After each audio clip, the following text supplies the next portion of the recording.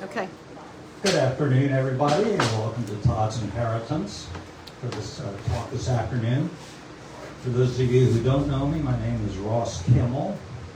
I'm a volunteer and a member of the board of directors of Todd's Inheritance Historic Site Incorporated. We're a nonprofit that operates and restores Todd's Inheritance, the significance of which is that the British burned it when they landed here in 1814. We're a nonprofit. We survive off of grants and generous donations. So if you're of a mind, there's a donation jar out in the kitchen area. I should also inform you that we're part of North Point State Park, and we lease the 4 acres around the house and the house. Now this afternoon we're going to have a very interesting talk by Professor Glenn Johnston of Stevenson University. He has a PhD in history from the University of North Texas and teaches history at Stevenson University. He also gets involved in all kinds of public history projects, one of which he's going to talk about this afternoon. A project that was funded by the American Battlefield Protection Program, a federal program which will probably get shut down now.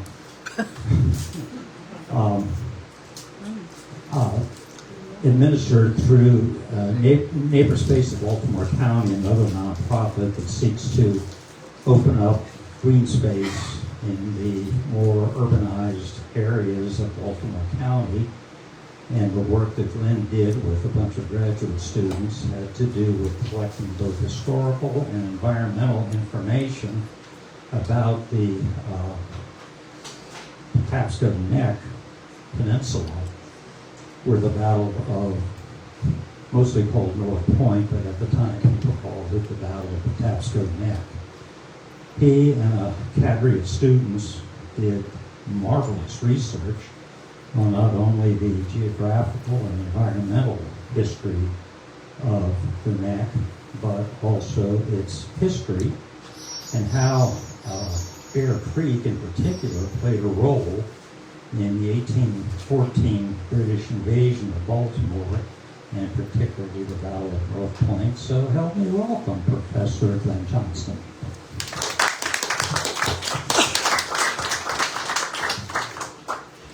Thank you very much, Ross. I need to let you know that I headed a team of researchers who you will see here on the next page. Ross was one of those incredible historians who helped us. So it wasn't just the work of myself and my students. It was the work of a lot of community historians, academic historians who are here helping us. This presentation runs 40 slides. Each slide will be numbered in this right piece, so you'll always know how far we have to the end, which is an important thing. There's a lot of text on these PowerPoints, which I will not read word for word, because you can read, maybe, but I'll tell you the stuff that's important. Let's make that agreement. If it's important, I'll speak about it. If not, it's on the page, and we can figure that out at some point in the future. My name is Glenn T. Johnston, Neighborspace of Baltimore County, was the organization that I was working with to do this research, my students and I. Neighborspace was funded by the American Battlefield Protection Program, specifically to take a look at the influence of Bear Creek on the defense of Baltimore in 1814. That had not been studied. There were historians like Scott Sheets who very well knew that Bear Creek played a role in the defense, a very important role, but nobody had really covered it. That was our job, was to do that research.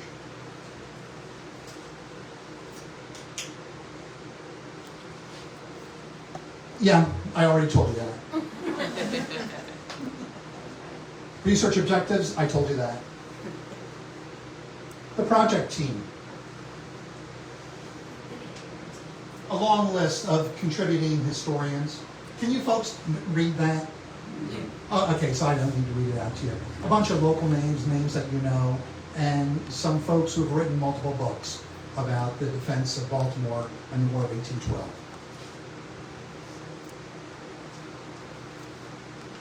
Along the way, we got involved with reading archaeological reports, and consequently, Chris Sperling was brought on as an archaeologist. Thayer Young did the mapping. The first modern map that took the Kearney map of 1812, 1813 and brought it up into 2025. And you'll see that as part of this. Community contributors, student researchers, a bunch of stuff that we produced.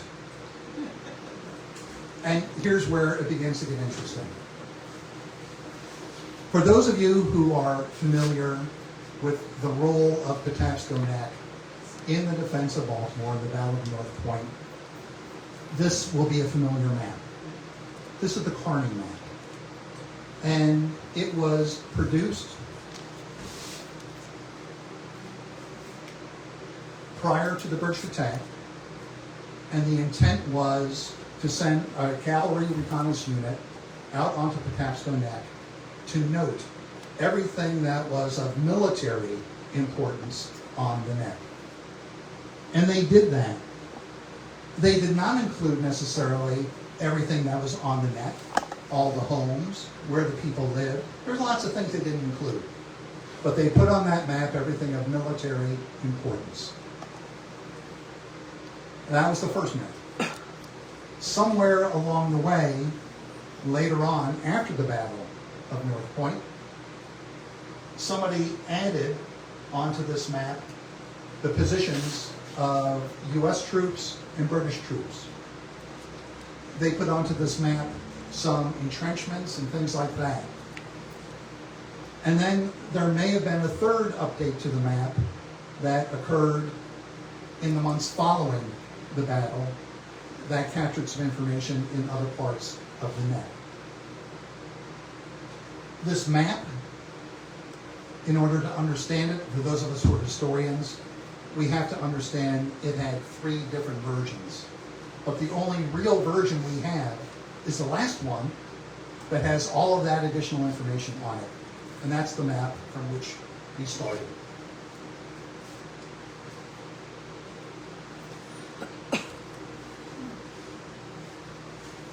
If you take that map and you take what is a 2024-2023 geodatum that puts it in actual profile of what it looks like in a satellite map, and you stretch it and you pull it and you do things like that, and then you put the same information on it, that's what it turns out to. That is the Kearney map in a 2024 universal datum perspective. Thayer Young did that. And in fact, Thayer Young just presented a paper 2 days ago on the work involved doing that. Why are they called Kearney map? It's called the Kearney map because Kearney was the one who kind of took the information from the reconnaissance crew. The reconnaissance cavalry guys weren't mappers. Right. They just basically did a strip map with notes, and then they needed a mapper, a cartographer, to do that. And Kearney didn't even really turn it into a map. Kearney said, I'll do a sketch. Okay. So Kearney did a high-quality sketch.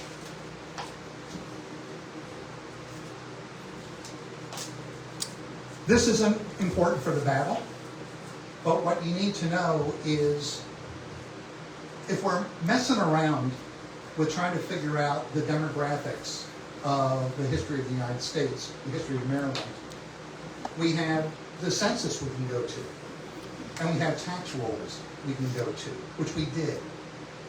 But we really don't have much prior to 1790 in terms of census from the federal government. And even with the census data, it wasn't done in the modern way that we would. We had these old things in Maryland called the hundreds. And the hundreds were a carryover from British history. To go way back in British history, the king, the monarch, wanted to know where the families of every 100 soldiers could be located. And in effect, a company was 100 soldiers, and they drew a map that was outlined, kind of like gerrymandered today, this funky map that had all the hundreds in England where he could locate his companies. That idea came over here to the U.S., into Maryland, because we're a bunch of Englanders over here, and we created hundreds for tax purposes and for census purposes. Patapsco Neck usually was located in what was called the Lower Patapsco Hundred. And if we go on to here, this, number 12, is the Lower Patapsco Hundred. And, I'm sorry, this, yeah, that's Lower Patapsco Hundred. Doesn't look like it to me. But trust me, there's a Lower Patapsco Hundred. And why does that matter? Because a ton of the information we developed is from the Lower Patapsco Hundred. And you need to be aware of where we get our data from. Okay. The land. Let's talk about the geography associated with this location. Just a few inches beneath the loamy soils of Patapsco Neck lie really thick layers of clay and gravel. You don't need to dig down too deep on Patapsco Neck to hit clay and gravel. That's super important about what was grown here. That was super important about what was built here. That's super important in terms of how the battle is fought here. Much of Patapsco Neck, possibly as much as 50%, consisted of unimproved, tree-covered lands at the time of the War of 1812. So although the battle was fought along North Point Road as we know it today, more than 50% improved it. And the reason they chose not to improve it is you weren't taxed on unimproved land. So if you were a landholder and you held 150 acres and you left 75 acres unimproved, that 75 acres you weren't taxed on, but yet you still owned. So you could gain the benefits of ownership when you sold the land, but you weren't taxed on it. And that's important to know because the result was lots of woods. When the British came here to fight, there's a lot of woods on Patapsco Neck.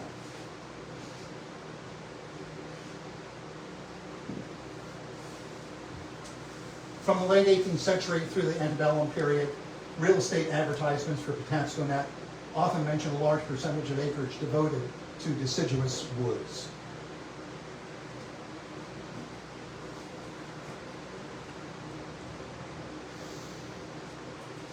We're up to number 11 already. As British soldiers advanced along Patapsco Neck, they would have passed orchards with hundreds of apple trees nearing harvest. A popular drink in the Baltimore area was cider, made even more popular by the fact that water was not commonly consumed due to health concerns. Where did the apples come from? They came largely from Patapsco Neck. People consumed about a quart of cider per day back in that time period. At that time, farmers in the local area reported about 500 apples per tree. I don't know how many apples you get per tree today, but back in 1800, 1815, you're getting 500 apples per tree. 12 apple trees could provide enough apples to make 100 gallons of cider, or about 1 year's consumption for one person. How was he stored? There were 2 cider mills located in the Patapsco Neck in 1798, the only 2 cider mills in the Lower Patapsco Hundred. For the most part, they didn't store the cider for very long. They tried to go through it as fast as they could. So there were cider seasons, just as there is now. They could store it, and they stored it in barrels. But the barrels, you had this problem of you began to get hard cider. Now, I'm not sure whether that was a problem. Because they still would have drunk a quart of it per day anyhow. But the key element is that Patapsco Neck was covered with fruit trees. Not just deciduous trees, but fruit trees. And 2 of the cider mills were located here on the neck. Progressing along any road on Patapsco Neck, soldiers would notice huge mounds of oyster shells at most of the farms. The soil on Patapsco Neck was moderately to strongly acidic, and you needed something to even out the acid nature of the soil. And that's what they used the oyster shells for. In the early 1800s, approximately 100 bushels of lime were spread per acre on Patapsco Neck farms that often had as many 300 acres in cultivation. So many of the farms would have 300 acres in cultivation, and each of those acres required 100 bushels of lime. And how would you get that lime? You had these huge piles of oyster shells, many of them left over from Native American mittens that were here, very, very old shells. And you literally, we came across instructions on how to fell trees and build, in effect, kilns out of those trees for turning the oyster shells into lime. And you had a lime burning season where you would collect the shells, you would burn them.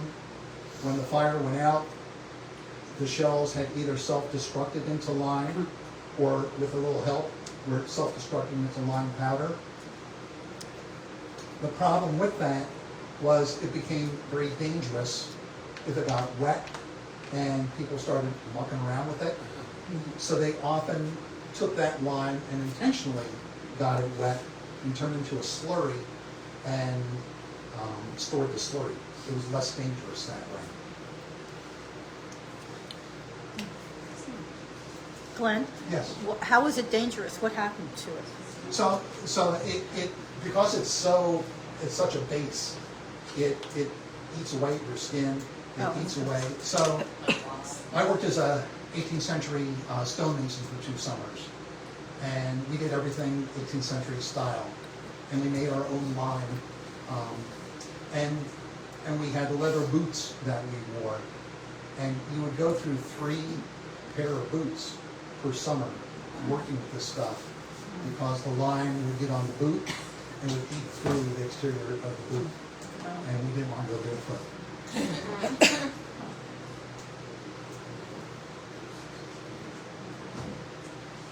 At the time of the Battle of Patapsco Neck, a lot of the produce of the neck would have been put into storage in the farms. Farmers along Patapsco Neck grew large amounts of wheat, oats, and timothy around the time of the War of 1812. According to the detailed records kept by Judge Thomas Jones, and you familiar with the name Walnut Grove? Walnut Grove is out here by Old Road Bay, or it used to be. That's where Judge Jones lived. And he kept meticulous records of his farm. But according to the records of Judge Thomas Jones and Henry Thompson, at the time of the war, those crops would have been harvested in June and July and put up in barns, granaries, and haystacks. Evidence supporting this assertion is seen in the engraving, the first view of the Battle of Patapsco Neck. Surrounding Bolden's farmhouse are haystacks scattered throughout the fields. So there's the image, and out here you can see the haystacks stacked up as it would have been at that time of year.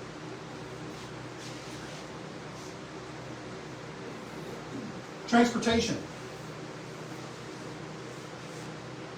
The roads along Patapsco Neck were dirt roads. at the time of the Battle of Patapsco Neck.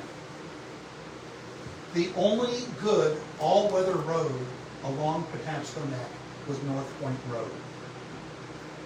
Every other road on the neck at that time was a feeder road.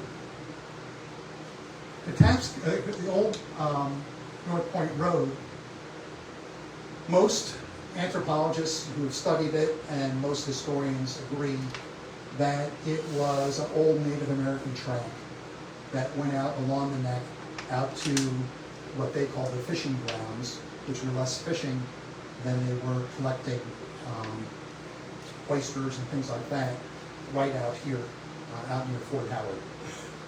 And the Native Americans almost always chose as much as they could an all-weather ridge along which to travel. They knew it flooded, they knew what didn't flood, and they stuck to where everything generally didn't flood. I took Old North Point Road and put it into a floodplain map. Roads change, elevations on roads change, but the elevation of the land that the road is on generally doesn't change that much, especially out here in Patapsco Neck. So I put that into a floodplain map and found out there's really only one place that floods on Old North Point Road. And that's out here where you get the branch off onto, is it Miller Island out there? Yeah. Yeah, that intersection right there is prone to every 25 to 30 years getting a good flood down to about 6 feet deep. But that's the only bad part of that road system. In light of torrential rains that fell after the battle, only North Point Road would have been sure to be trafficable. The night after the battle, there was a hideous rainstorm, and both the British and the Americans comment on the fact that it was a really bad rainstorm,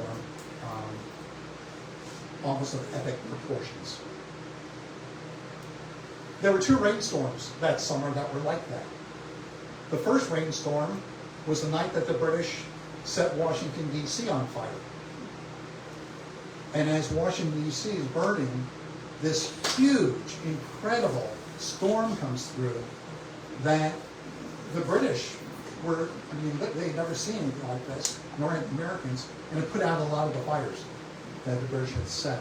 The other rainstorm that summer that was like that was the night of the Battle of North Point, where we Americans had crossed Bread and Cheese Creek, were heading back toward the city. The British stopped on the battlefield. They had no tents with them, because they thought tents would slow them down. So all they had was their uniforms to sleep in. And the British comment on the fact that they're sleeping in their uniforms, in the mud, with no real warm food, and they didn't bury their dead. So their dead are lying on the ground all around them as they're sleeping. So it could not have been a good night for the British.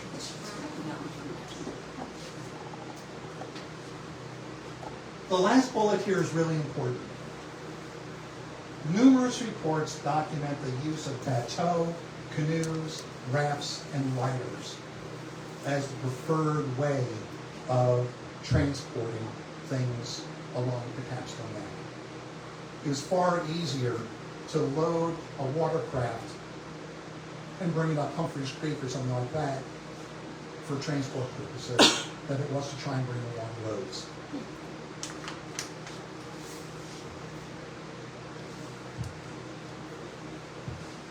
The Patapsco River.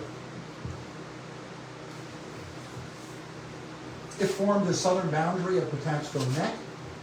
Back River was the northern boundary. Y'all know that. You know, you're on a peninsula, Back River's up there.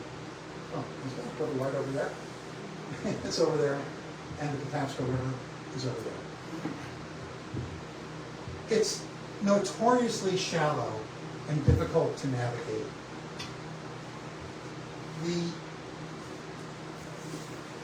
The Patapsco River at the time of the defense of Baltimore in 1814 had an average depth of maybe 20 feet 22 feet. There were places that were deeper. There were places that were shallower. But 22 feet was about the depth. When you got up to Fort McHenry, out on Whetstone Point, and there's that narrow entrance into the harbor at Fort McHenry with the Lazaretto right across the water from you. That got to about 16 feet, 18 feet. So it was going to be difficult to get things in. And that's going to have a huge, huge influence on Baltimore and everything Baltimore, period. Baltimore was not a deep water port. The closest place that was considered deep water to Baltimore was Old Road Bay. And Old Road Bay, think of it. It's really interesting. You had a really shallow river, and you had sailboats. And consequently, they had to hang out and wait until the tide gave them the greatest depth possible, and the winds came from the right direction. So they didn't want to hang out in the bay, they hung out in Old Road Bay. How do we know that? Judge Jones, who I talked to you about, who lived at Walnut Grove, he kept a record of all of the boats and ships anchored in Old Road Bay, and all of them that went up the Patapsco to the city. He didn't care about what came down, he cared about what went up. And his records were 4 categories of watercraft. The big, tall ships, kind of ships. Next were brigantines. Next down were schooners. Next down were baycraft. He recorded over 6,000 vessels used the Patapsco River to access Baltimore in 1798. And since he only recorded 6,000 vessels going up the river, you would think something like that came down the river. So that's how busy the Patapsco used to be. And Old Road Bay was very important because without the wind and without the tide, you weren't getting up into the port. And that will impact the British.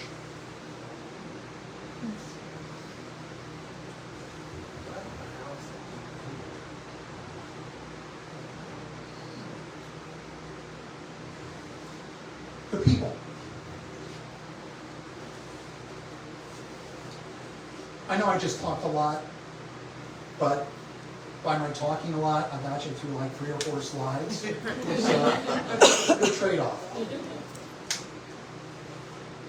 Native American encampments prior to European contact have been confirmed along Patapsco Neck, including Bear Creek. After the talk, please go out onto the back porch. Please take a look at all various artifacts that they have here at Taz that document the Native American habitation of this area. Various archaeological investigations have documented the presence of Native American people around North Point State Park and Bear Creek.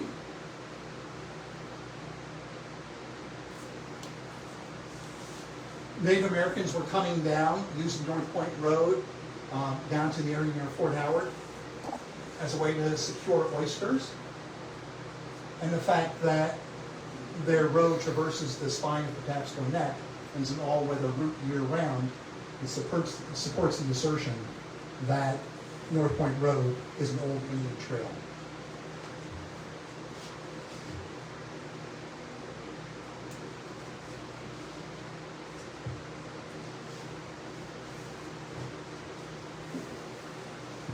Okay, Glenn, I thought you were funded to study this Bear Creek in the battle to defend Baltimore in 1814. When are we going to get to that? we'll get to that like on the last slide. Because as the historians that I was working with convened, they said, hey Glenn, we know a lot about the military aspects of the battle.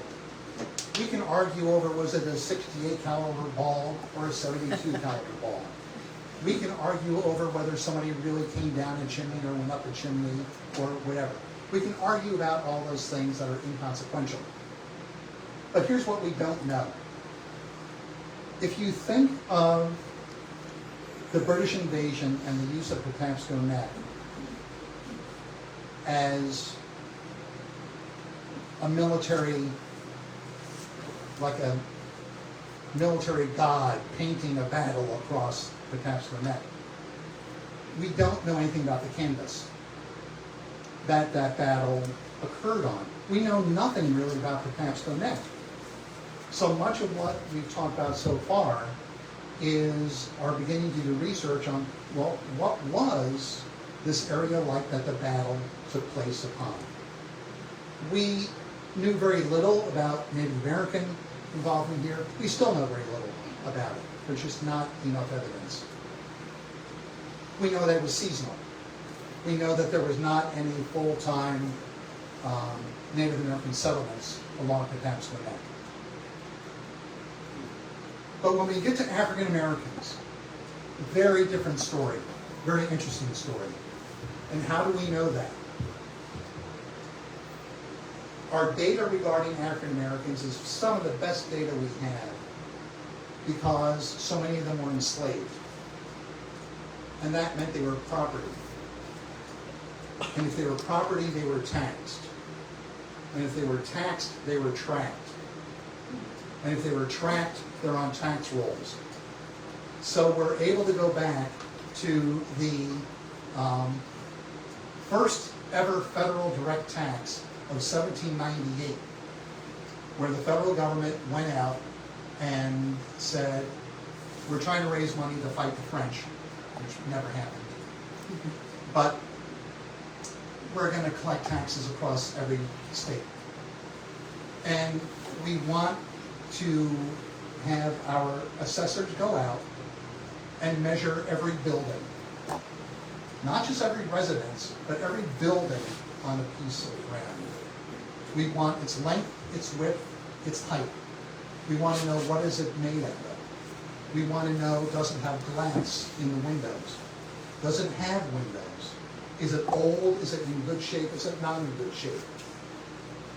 What people live on that land? Who, by name, owns the land? Who, by name, is a resident on that land? If there are enslaved people on that land, we want to know who owned those enslaved people,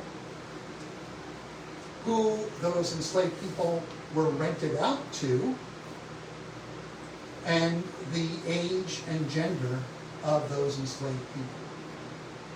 That was a treasure trove of information.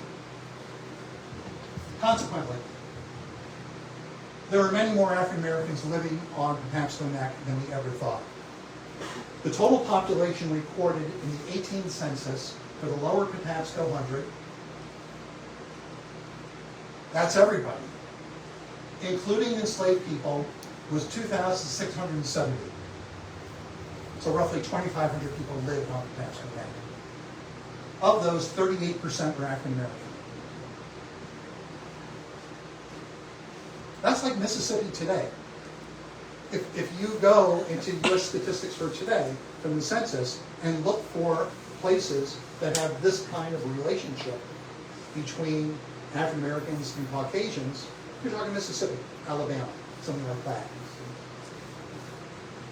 Of the African American people represented in the lower Patapsco 100, 716, 57% were enslaved. So that means that 43% were free blacks. They weren't enslaved. Why does that matter? As a free black, you can own land. As a free black, you can run your own business. As a free black, you could borrow money. As a free black, I can go right on down that list. So as a free black, you had a very, very different lifestyle than, or you had the opportunity to have a very different lifestyle than enslaved blacks on Patapsco Neck. Within the free population of the lower Patapsco 100, there were 355 families. 304 of those families were white, and 51 were free black families. So 86% white, 14% black of free people living on Patapsco Neck in 1810. Enslaved people were held by 139 families, 39% of the families living in the lower Patapsco 100. So less than 40% of the people living here were slave owners. Within that number, 8 African American families owned enslaved people. White families owned approximately 94% of the enslaved people in the Patapsco lower 100, while African American families owned approximately 6%. Very, very important. When we look at why would black families own other black people, there's a bunch of possible reasons. The one that's probably the most popular thought today is that back in this era, tobacco was largely disappearing as a crop. We didn't need the kind of labor we needed in the past. However, slave owners by law were required to pay for the retirement of their slaves, the room and board and health care and whatever. And the general age at which the state said that you should probably not work an enslaved person was 45 to 48 years old. So once they reached age 45 or 48, you as a slave owner were on the hook for caring for them. So we began to see huge movements to sell enslaved people about age 35 to 37. Lots of the sales were going down to Alabama, down to Louisiana, down into the deep south. But some of them were just free. They were manumitted. That was the phrase we used. When you manumit a slave, you make him free. So there was a lot of free slaves up here on the neck. And they were allowed to work and earn their own money. And they raised the money to buy their other family members out of bondage. And those family members came to live with them. But those family members were still enslaved. You, the person who bought them, you, the black family member who bought your kids and your wife, were still under the tax rolls a slave owner. So they can release them. They could manumit them and go through that legal process of doing that, which most of them did. But in the interim, you're a slave owner. So that's one reason why you see throughout the South a lot of black families, well, not a lot, a pretty good portion of black families in slave areas who owned slaves. There's another reason. The other reason is, if you were a free black, you generally had a lot of the rights of a free white person. Not all the rights, but ownership of land, yeah. Running your business, yeah. And we found out in Frederick County that one of the largest slaveholders there was a black guy who ran a sash company where he made windows. And even back in that era, they asked him, why are you enslaving?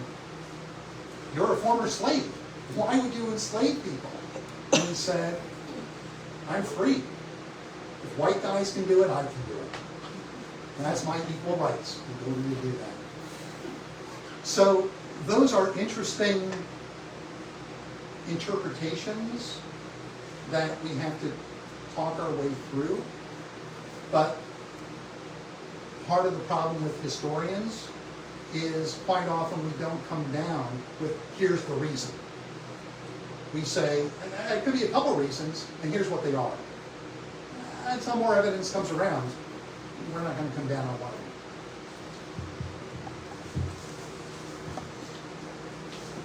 I don't think you can actually feel that they're treating them like they may treat them like employees.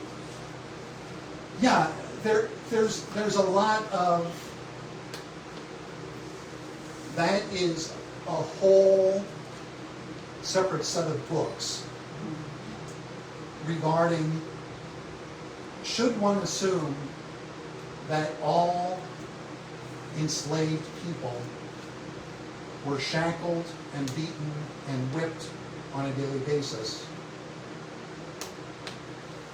Or should one assume that, and it's going to sound horrible, but they were treated at least as well as the livestock by the farmer?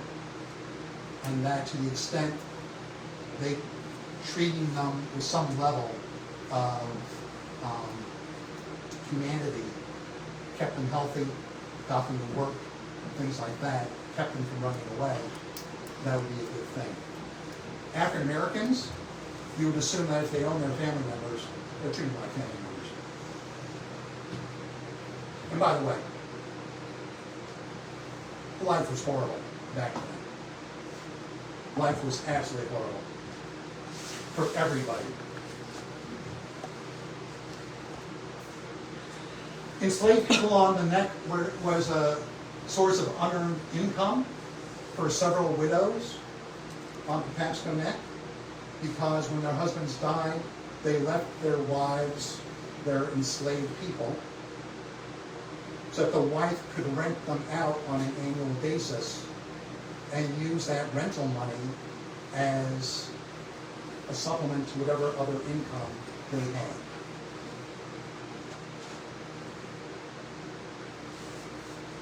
It operated as an annuity for those wives. The other thing to understand is the neck was populated by free whites, free blacks, enslaved blacks, apprenticed whites, and indentured servants. All would have been known to one another, and it would have been a very, very complex society.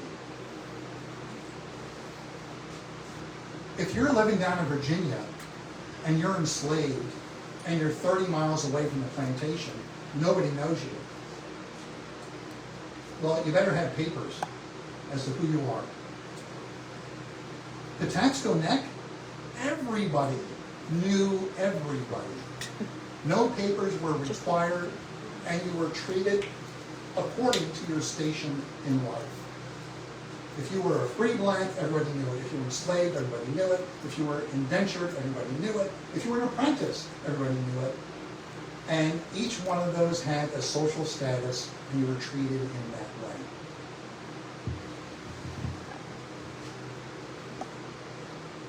Some of the occupations that we have: farmer, ship's captain, brick making. Brick making was really big along the neck because of all the clay. There's a lot of brick making that was going on. Quarrying, tavern keeping. We had one religious leader. Education, we had 2 teachers.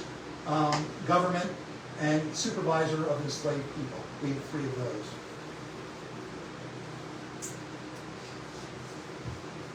Patapsco Neck.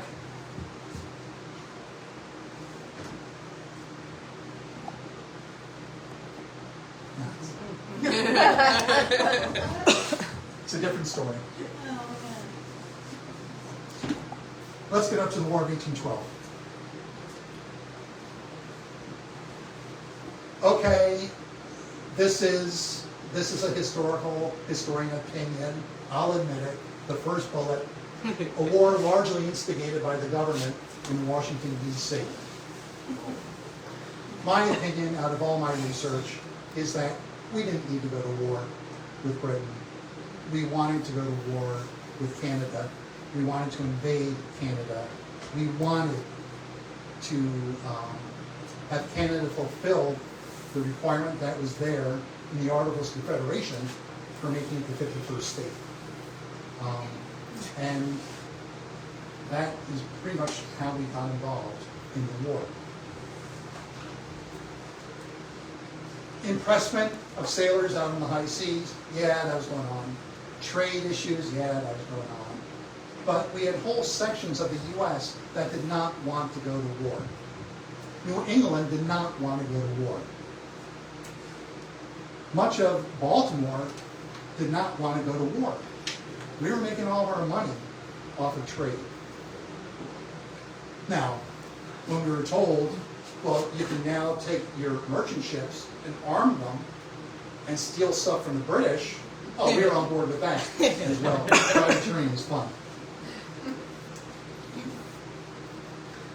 The War of 1812 was initially waged at sea and along the U.S.-Canadian border. If you really want to see where the majority of fighting occurred in the War of 1812, it's along the border with Canada, up along the border of the U.S. and Canada. U.S. privateers, many built in Baltimore and crewed by Baltimore mariners, wreaked havoc on British shipping.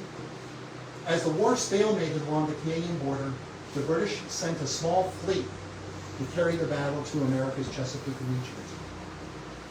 Simple idea. Neither side was really winning up along the Canadian border. The British had just ended their war with Napoleon and their war with France. They had soldiers and ships available to do stuff with. Send the small fleet down to Chesapeake Bay and open a new front against the Americans. They had been blockading the coast, but this was slightly different. This was literally sending soldiers, sailors, Marines to do land operations.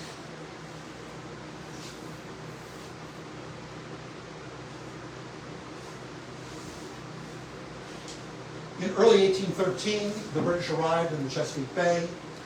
They sacked several villages and towns in both Virginia and Maryland. One of their main objectives was to foster unrest in America's enslaved population. You would have British ships sailing up a river and stopping at each plantation, and a British naval party would go ashore at the plantation and tell the slaves, yeah, come with us. We'll give you freedom. In general, wherever the British attacked, they burned government buildings and provided transport to freedom for the enslaved people along the bay. Many of the freed enslaved people were brought to Tangier Island, where they were trained, equipped, and armed as British colonial Marines.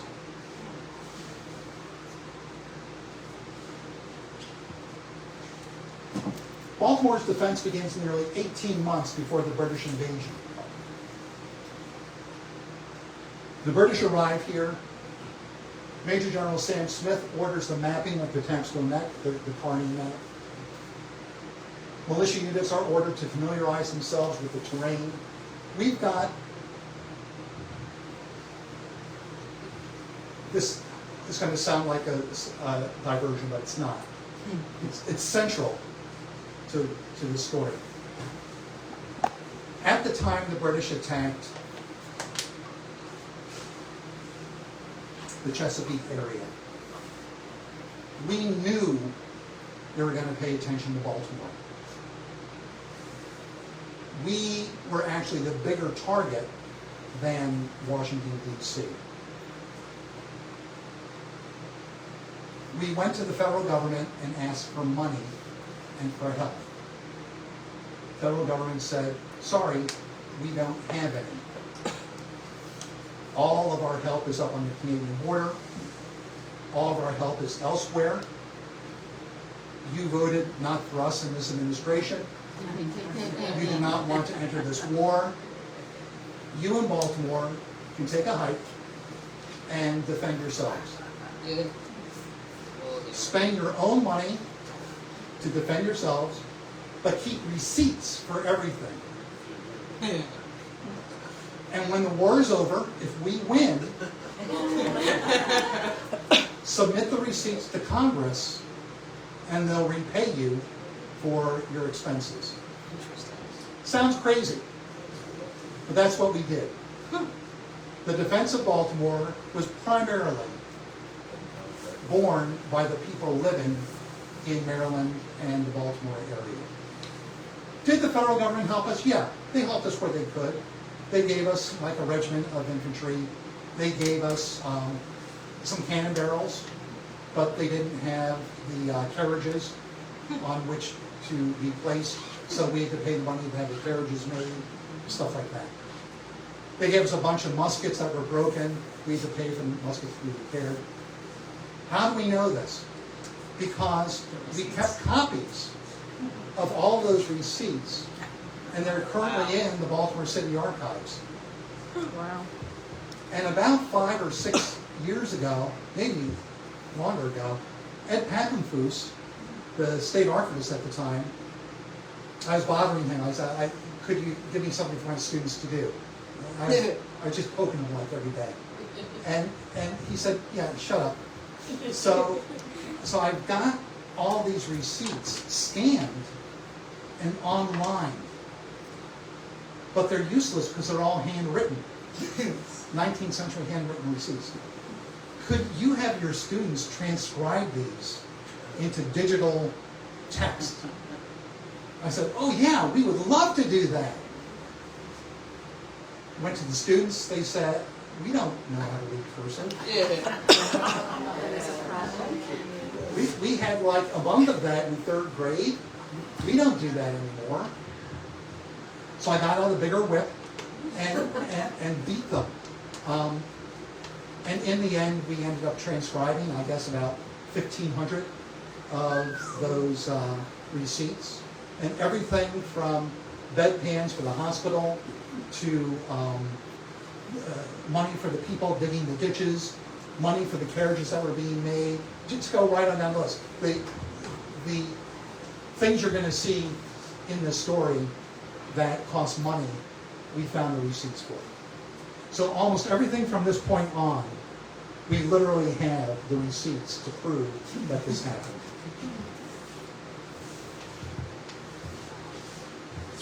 From those receipts, we know that in 1813, Sam Smith sent the Maryland militia out onto Patapsco Neck for anywhere from 10 days to 2 weeks at a time to just patrol Patapsco Neck, to become familiar with it. And how do we know that? We know that not from the military records. We know that from the fact that the military records, those units had to march. And they had to hire drummers and fifers, the music. So there are receipts for the music to march the 27th Regiment out to Patapsco Neck on this date and return on that date. It's fun doing history. Almost immediately, several landmarks along Patapsco Neck were identified as key points for the U.S. defense. There were Bread and Cheese Creek, the Methodist Meeting House, Gorsuch Farm, and Todd's Inheritance.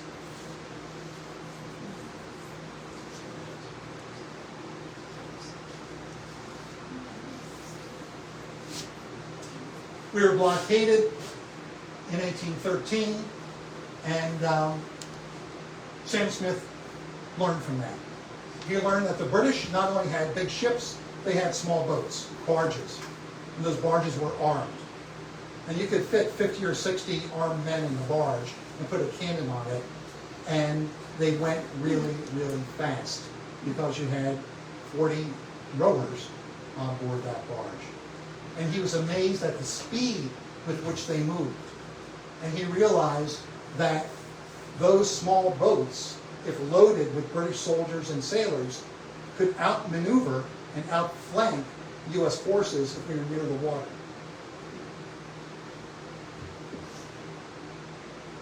So he developed a battle plan. In 1813, a year before the battle, Smith said, expect a British naval attack up the Patapsco River toward Fort McHenry. The U.S. would need to sink vessels in the channel between Fort McHenry and the Lazaretto. We would need to place a floating iron chain attached to floating spars behind those sunken vessels. If the enemy got through the sunken ships, there'd be a floating iron chain for them to get through. Place floating mines behind the floating chain. Place several rowed vessels with cannons behind that chain, galleys. Construct supporting batteries to the flank and rear of Fort McHenry.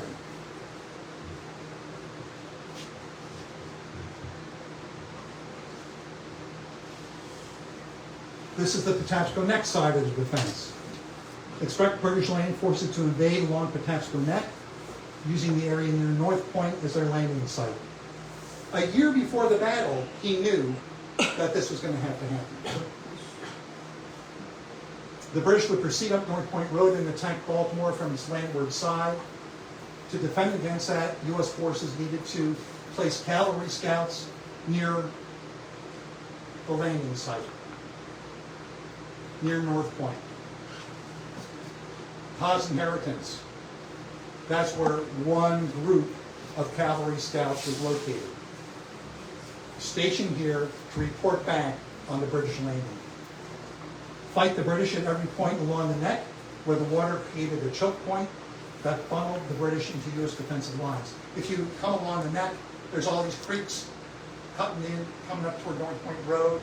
You got Back River over there. Wherever a creek came close to North Point Road, that was going to be a defensive position because it forced the British into a very narrow front and we could attack them. Turn Hampstead Hill, Patterson Park, into a fortress.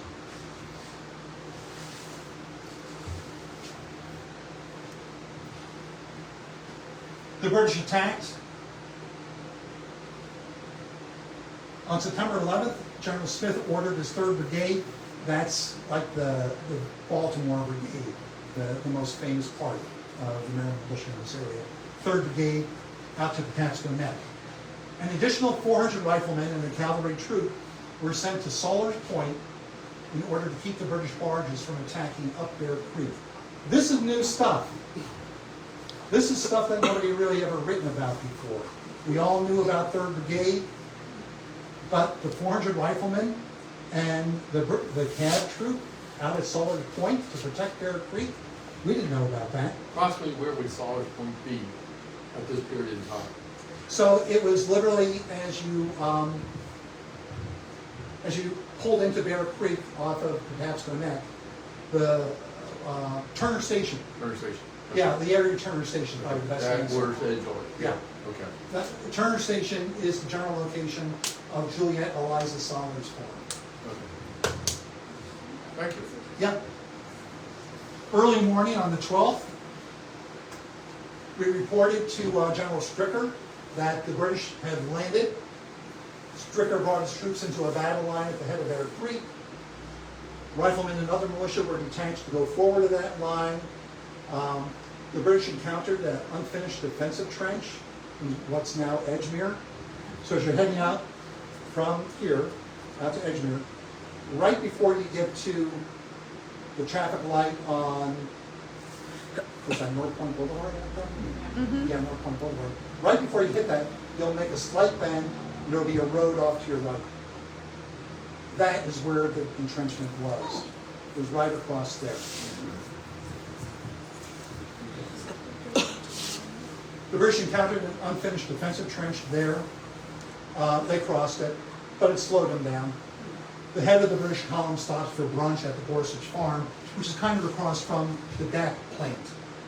You know where the DAC plant is, go across the road from there. That's generally Gorsuch Farm.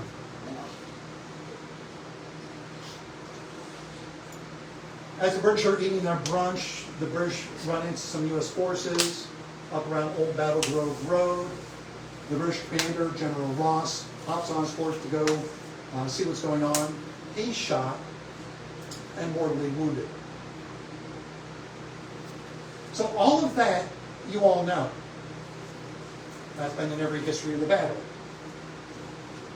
But what you don't know is at approximately the time he's being shot, at 1 in the afternoon, the British squadron near the mouth of Bear Creek advances up the Patapsco toward Fort McHenry. The big sailing ships start going toward Fort McHenry. As they're doing that, they unload British barges carrying about 1,500 combatants, and they advance into the mouth of Bear Creek to head up Bear Creek. And they're heading up. If you get to the head of Bear Creek, you're at where the Battle of North Point is going to occur. And that will outflank our forces. And you don't want that to happen. So they recognized that there were 400 riflemen and cavalry at Salter's Point, at Eliza Salter's farm, and the British attacked them. And they attacked them with cannon from the barges, they attacked them with rockets, and there's a full-fledged battle that goes on down there. Very short battle, because we didn't respond very much. We got the information, we win. That's what we did. But it slowed them down. As the British are trying to get back in line with all their barges to go back up Bear Creek, they get stuck in kelp and mudflats in Bear Creek, and they can't get out of that. And they spend hours trying to get out of that muck, and none of them will go up. None of them will go up to the head of Bear. Even though there's a battle going up there that they could have affected, none of them will go up until they're all in line. So they got all the boats in line, and they went up to the head of Bear Creek and got there like a half hour after the battle ended.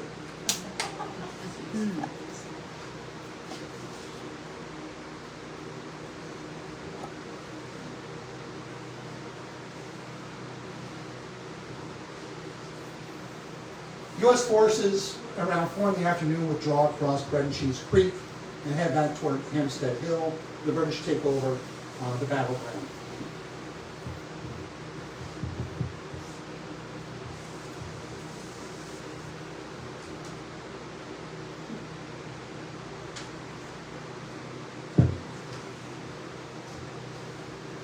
Now, as the British are getting ready to move out on the morning of the 13th to head toward Hampstead Hill and Patterson Park, Bear Creek is now being used by the British as a resupply line, a line of communication. So boats are going up and down. By boats, I mean oared boats, barges. They're going up and down Bear Creek with wounded, with prisoners, with supplies, ladders, you name it. And Bear Creek is very important to the British from a logistics standpoint.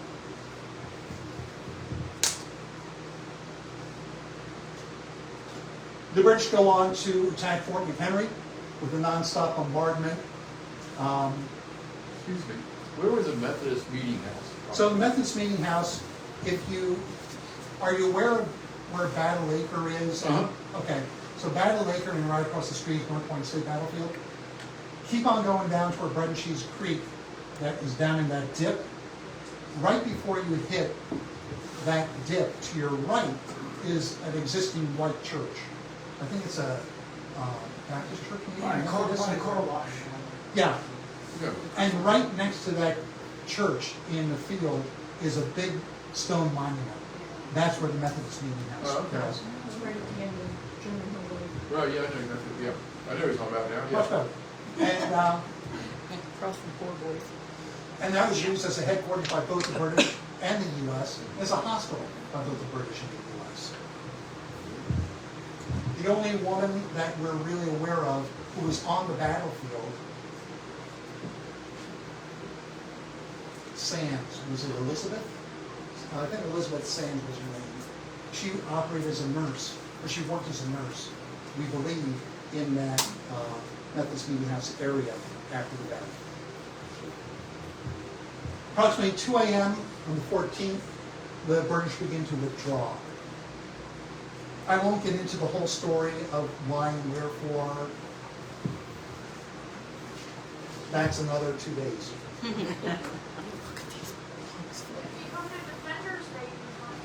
Yeah, that's right. Loads of time. So on the 14th, the British withdraw from Baltimore and follow North Point Road back to the Methodist Meeting House. After resting there, the British troops begin to withdraw toward North Point. The last military action of Baltimore's defense takes place on the afternoon of the 14th, when Major Byrd of the U.S. Light Dragoons leads his detachment on a charge against the British rear guard. Taking cover at the unfinished trench, the British rear guard spends the night there.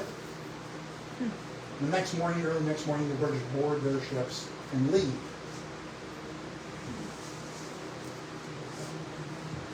We're up to 37. Summary of the new research.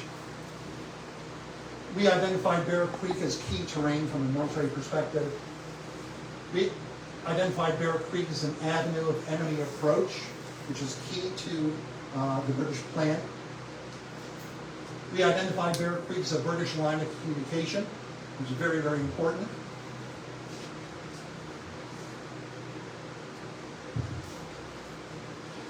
We identified Lower Bear Creek by Soller's Point as the site of a limited but significant engagement. We identified the Battle of North Point as a misnomer. Those who fought there would have... But North Point was out here. North Point was out by Fort Howard. No one in that battle would have called where the current North Point battlefield, they would not have called that North Point. No one would have. The newspapers identified it as being on the road to North Point, which is accurate. And you can easily see how the battle that took place on the road to North Point with lazy American speakers can quickly turn into the Battle of North Point. But I'm not a lazy American speaker. At the time, they would have called it the Battle of Patapsco Neck, the Battle of Long Log Lane, the Battle of Godley Wood, or the Battle on the road to North Point. It's also important to understand that the battle, what drove the Battlefield Commission crazy with us is we said the Battle of North Point did not occur in a 4-hour period on a particular day. It was 18 months in brewing, occurring, recovering, the whole battle to get to the planning of it, you name it, it was 18 months. But they don't want to hear that. They're like, 4 hours, that's all we got time for. While the engagement may have lasted a little less than 2 hours, its interpretation begins months earlier and extends far beyond the time the British forces departed the area. Baltimore's landward defense was planned and practiced far in advance of the enemy's landing. We started practicing for it in 1813. We finally stopped defending against it in November of 1814. Yes? Where is Godly Wood?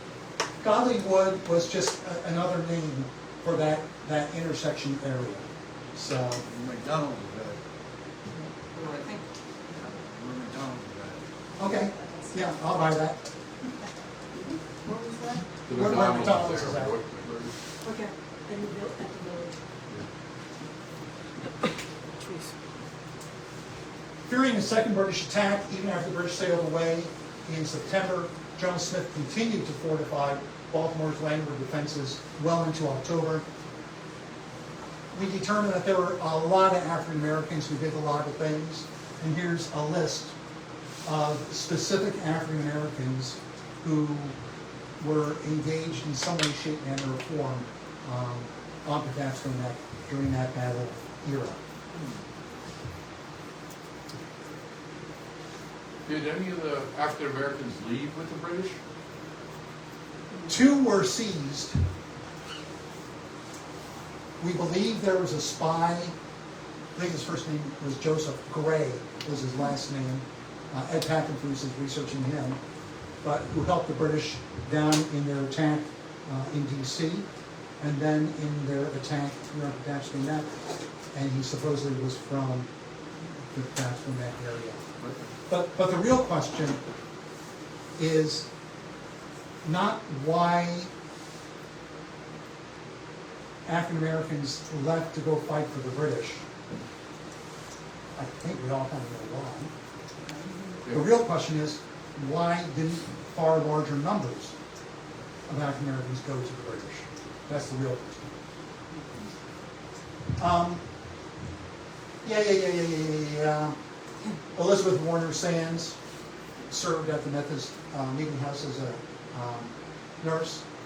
The biggest issue that a lot of folks didn't like us to talk about, including National Park Service, was that the British bombardment of Fort McHenry that we sing about in the Star Spangled Banner. The British naval commander knew that he was never going to bypass the fort and get into the harbor. It was simply a diversion. He wanted to keep the fort tied up and the soldiers out there tied up while his land force tried to break into Hampstead Hill. That's what that whole bombardment was about. Rockets, red glare, bombs bursting in the air. It was a diversion. But, to the credit of the Americans on the receiving end of that, you don't care whether the bomb aimed at you as a diversion or not. You put your head down. So the folks who were there were very, very brave. They just didn't know that was a diversion. Glenn, to answer your question about why more African Americans didn't flee to the British, we had a speaker a couple of years ago from Calvert County who's black, I forget his name. He's researched his family history back to the Revolution. His family had the opportunity to flee when the British were in Calvert County, but he didn't. They didn't, he thinks, because they were already home. They would rather stay where they are and be slaves, rather than go to who knows where the British were going to dump them off, which is Halifax, Caribbean. Same reason the American Colonization Society, which tried to get free blacks to move to the country of Liberia, ultimately didn't succeed. Because at that point, African Americans were 5th, 6th generation American born. They were home. Going to Africa wasn't going home. They were already home. Right. And I think that we know for certain that a lot of wealthy families, by the way, we're at the end. We know for certain that a lot of rich families from the Patapsco Neck relocated all of their wealth and family and enslaved people and helpers out of Patapsco Neck. They moved them up into up their upper part of the county while the British were here. So there wasn't a whole lot of people here to begin with. There's 90,000 things that we discovered that I didn't cover in this, which you're going to find hard to believe. But yeah. Something I read years ago, the British got to see what is now, Patapsco and Hampstead Hill, and went, another reason they didn't go any farther is like, oh, we ain't fighting this, it's too well defended. Any of your research show that? Yeah, so on Hampstead Hill, we had upwards of 23,000 militiamen up there. The British had maybe 3,500 effectives down at Patterson Park trying to attack into there. That being said, the British still thought they could do it. A couple of junior officers who had served under Major General Ross who had been killed early in the battle. A couple of junior officers later on wrote that had Major General Ross lived, he would have motivated his troops to attack into a weak point on that hill. The idea being that U.S. militia could not withstand cold British steel. And that had been proven at the Battle of Bladensburg outside of D.C., where They ran it off. yeah, the Bladensburg races, because we couldn't stand. But what very few people knew was Sam Smith had that fixed. Because all of the major batteries along Patapsco, he didn't have American militiamen manning them. He had U.S. Navy sailors and privateers manning those batteries. And why did he do that? Because when they fought at sea, they fought cannon to cannon. You swung onto the other guy's ship, or the other guy swung onto you. The battle was bloody. You covered your decks with sand prior to the battle because it had been so bloody, and you knew it. And it was hand-to-hand and cutlass fighting. And with those American sailors and privateers operating their batteries, Smith said, they're going to laugh at the British. They're going to hold British steel? Bring it on. Yeah, we eat you guys for breakfast. So it would have been very interesting. But we're very happy to turn around. Yeah, Ross, that gentleman is Michael Kent. Michael Caine? Kent. Michael Kent, okay, right. The African American who spoke here. Oh, yeah, a couple years okay. ago. Yeah. Yeah, I don't disagree with him in the least. He has the full right and knowledge and exploration and historical background to say that. So, we had a speaker Can we wrap? a couple before, we've done some research, this one if you saw it. He said that Francis Scott Key was actually in the mouth of the Bear Creek, not where they put the buoy, because that was the best place to view everything. Because your research. yeah, Scott. Scott is the world's expert on that. I just want to see your experience. Okay. First of all, I wasn't there. I think I all know. I wanted that for a long, long, long time. Okay. The key to that is where was Key and the cruise ship at the time of the battle? Sorry. Key is, this is my opinion, Key is not the important person here. Who is important, you don't hear much about, is Colonel John Stuart Skinner. He's the official U.S. government employee with the prisoners of war exchange. That's his job. Right. He's communicating with the British now for several months now. So he knows the British High Command very, very well. Skinner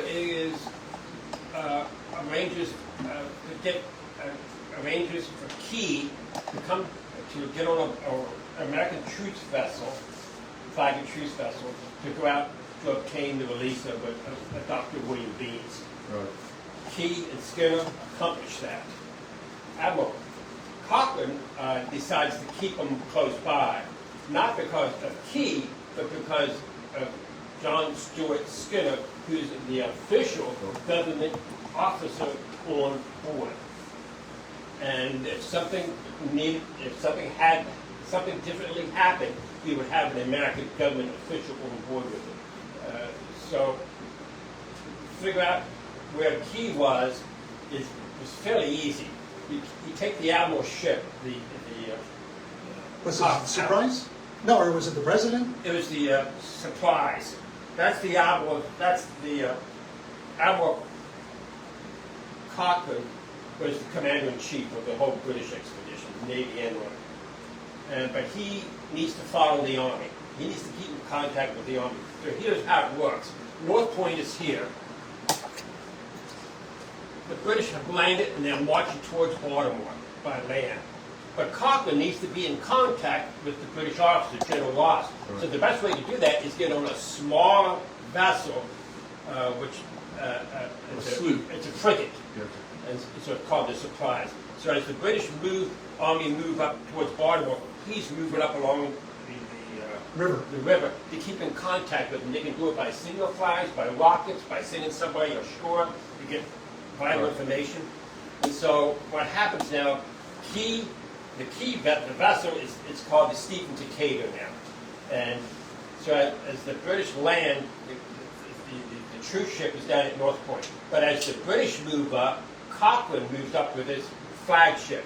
Wherever the flagship goes, Key is going to be really close by. They're towing the American flagship. Right. So now at the Battle of North Point, Battle of Patapsco Neck at Bear Creek, Key and the Admiral is right there at the mouth of Bear Creek, because he's got to keep the communication with Ross. Now, as the British move up towards Baltimore, now here's the final moments of the battle. Cochrane moves his flagship only 2 miles from Fort McHenry. That's where Colgate Creek is today. And from that position, on the morning of September the 13th and through the rest of the day, Key, Skinner, and the American troop ship have a front row seat to the final bombardment scene of Fort McHenry. So at that moment, he's only 2 miles away. And so after the battle is over, the Admiral says, go. Now I don't need you anymore. And so the troop ship goes back to North Point, the British lead, and now that allows Key and Skinner and the troop ship to come back into Baltimore the following morning. And so Key witnessed the battle from Colgate Creek. We know that because at the Maryland Historical Society, there's a beautiful, beautiful watercolor painting. And it shows right off to the left by Lazaretto Point is the Admiral ship flying his flag. And right next to the Admiral ship is a little tiny schooner flying an American flag. Yeah. And so from that vantage point, Key watched the bombardment of the fort. The only reason the buoy is there at the Key Bridge is because of the political echelon of Baltimore said that's where it was. So our research, after the British boats came up Bear Creek, soon after that they went down to Colgate Creek, went up Colgate Creek as well, and so we said that's where Key was, and you should really think about relocating the buoy to that location. Now we're talking about obstruction in the harbor of a big buoy. Yeah. So everybody's just like, no. That would require Congress to say, yes, it's not going to happen, shut your mouth, and just do the ceremony where it is every year. So the interesting thing, what happens at that moment, at the last bombshell falls at Fort McHenry, the British raise their flags, telling the fleet to go down the river. And so what happens, the last American gunfire is at 4:30. The last British firing is about 7:30 that morning, September 14th. And what we do know now for a fact that at 9 o'clock, almost 2 hours after the battle's over, Armistead decides to raise the big garrison flag. The rain has stopped now. And so at 9 o'clock, the flag is raised. The fifes and drums, the four young boys, play the national song, Yankee Doodle. And at that moment, Key sees the flag going up. Now, the flag was not raised because, hey, we won, we defeated the British. No. The only reason that flag was raised that morning is Army regulations say at 9 a.m. every morning, the fifer drummer boys come out, they get the flag from the commanding officer, which is in his office. They raise the flag, they play Yankee Doodle, and it just so happened, wow, you put the two together. And let me say, had we chosen Yankee Doodle as our national anthem, it would have given a very different feel for our baseball games, stuff like that. But anything else? And by the way, we have a number of experts in here, so be aware if you ask a question, it could go on forever. Ed. Scott touched on it about Cochrane being the overall commander of the British forces in Chesapeake. Gosh, that voice sounds familiar. He was with them. Ross had his command from the War Department. Therefore, when he died and Brooks takes over as command, he does not have the same leverage that Ross does. Right. So when they advance up to Patterson Park and they're standing before that trying to decide how to attack it and everything, Coburn gets a message from Cochrane advising them, Admiral Coburn was also with the force, advising that this would be a waste of men and resources to attack the city, and I recommend not doing it. Now, what happens is, since Coburn is with the Navy, that immediately removes all the naval forces under Brooks's command. Which is a huge number. So he loses about 1,500 troops right off the bat. So his assault force is now reduced to like 2,500 at most. Right. And obviously, yeah, the junior officers, yeah, let's do it. I mean, if Ross was here, we would do it. Right. But Ross would have had the authority to say, yes, let's do it. Versus Brooke is nothing more than a junior officer in command by no other reason of Ross's death. Right. And he actually takes his command from the military and not the citizens, the Department of War. I remember in 1982, a family came into the fort one morning, and I could tell by their clothing they weren't Americans. They were from Europe, and they brought a little flag with them. And I said, "Can we raise this flag?" I said, "Yeah, that's fine. Can I have my little nephew, my little grandson, raise the flag over the fort?" And it was a small British flag. That's fine. Nobody's gonna care. And as that little boy, had the little boy up on the platform, and he was the only one on that platform. And I had him raise the little flag up. And I looked at the family that had gathered around the little boy, and they were just grinning ear to ear. And the grandfather then came to me and said, Mr. Scott, I want to thank you for this opportunity. We waited a long, long time for this. That little boy is the great-great-grandson of Major General Robert Ross. We just wish it was the British flag. Yeah. Right. Thank you. That was fun.